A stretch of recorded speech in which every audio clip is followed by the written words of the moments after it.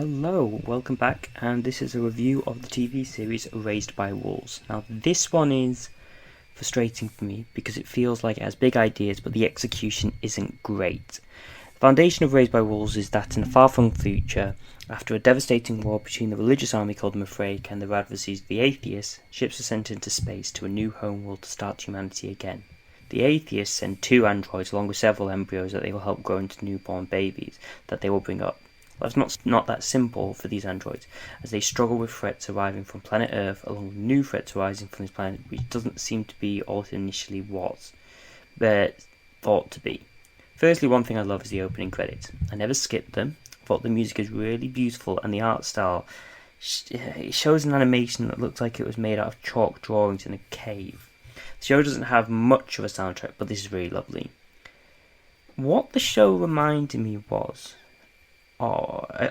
actually of a show called Carnival from 10 years ago. It was a HBO series about 2 men living separate lives in Depression-era America, who both develop powers that potentially represent life and death and good and evil.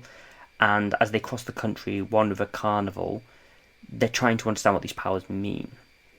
Funnily enough, 2 key points relate to Carnival to Raised by Wolves.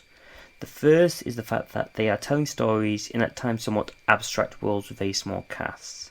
Carnival had a bit of a bigger cast, but was still pretty tight. But Raised by Wolves was very much at best 2 groups, maybe 3 groups of focus.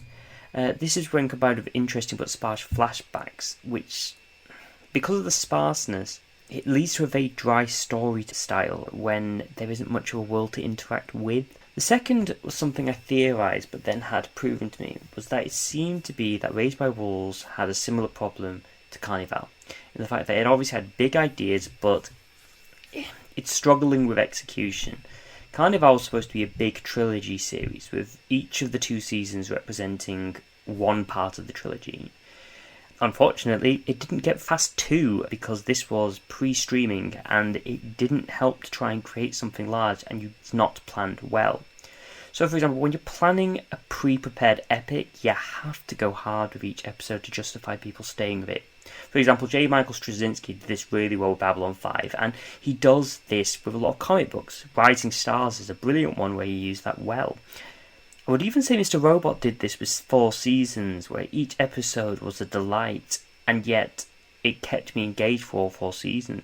If you don't keep people wanting to come back with each episode, as you meander through a slowly paced sci-fi series on a dusty planet where everything is drip-fed through each episode, people are going to lose interest.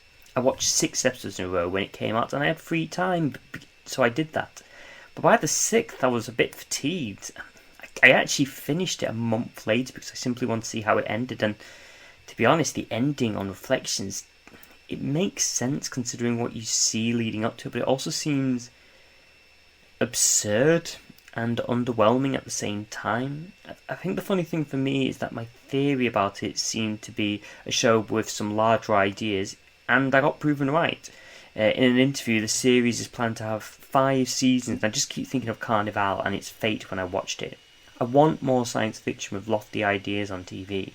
We live in a world so paralysed by everything Star Trek or near-future styles, like Black Mirror, that I was so excited to see something with a bit more like Forever Wars or Dune, but it needs to keep people gripped. I can obviously hear the sci-fi and TV snobs pointing out that not everything needs to be so intense, and sometimes you need to have a creative vision. And who am I kidding? I could probably hear the snobs mocking me for the issue, but I honestly want this to survive. And shows with such interesting ideas like this have a tendency to die due to lofty ambitions but poor execution. It's on Sky Go. I assume it's on Now TV because of that. So check it out if you want a different TV sci-fi experience from the norm, but do expect something slow burning. I can definitely see this working for some people, and maybe streaming will enable it to keep an audience unlike Carnival, but we all know some series on the streaming site that probably had a niche market and still failed due to the streaming site just not wanting to continue with it. So that's my review. Please like and subscribe, and even comment. Love to hear